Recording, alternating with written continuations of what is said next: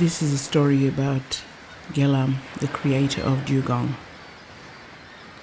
Gelam lived with his mother, Atwer, on Moore Island in the Torres Strait.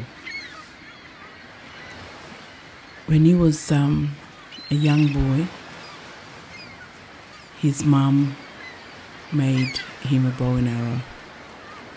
So he used the bow and arrow to go and hunt birds. But he used to come home and give his mum the thin birds, and he would eat the fat birds. Even though him and his mum had separate fireplaces to cook their birds, his mum soon found out. The next day, Atwer woke up and put clay on her face to scare Gelam.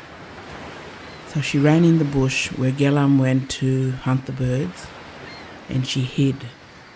So when Gelam came there, she jumped out and scared him, and he was so scared, and he just kept running home.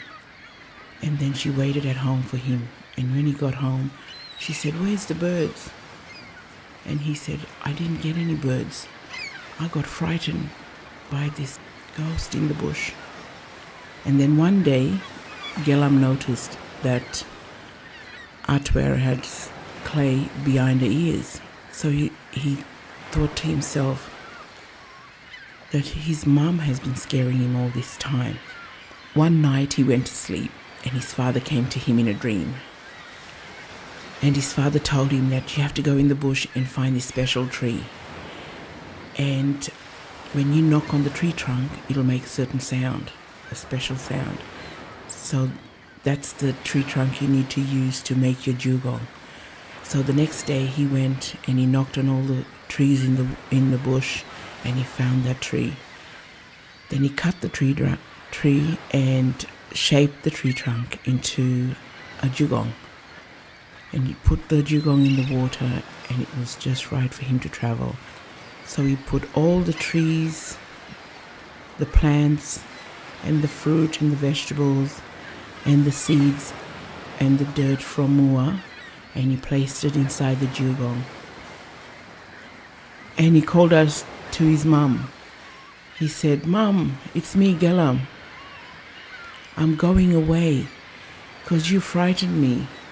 And you not only did it once, you did it plenty times." Gelam kept swimming away in his dugong, and he just kept swimming, and he got to another island, and he looked back. He could still see his mum standing on the edge of the reef, and he just kept swimming until he got to Muir, and Gelam turned into that big hill, and he spit out 2 seeds, and it became the other 2 islands.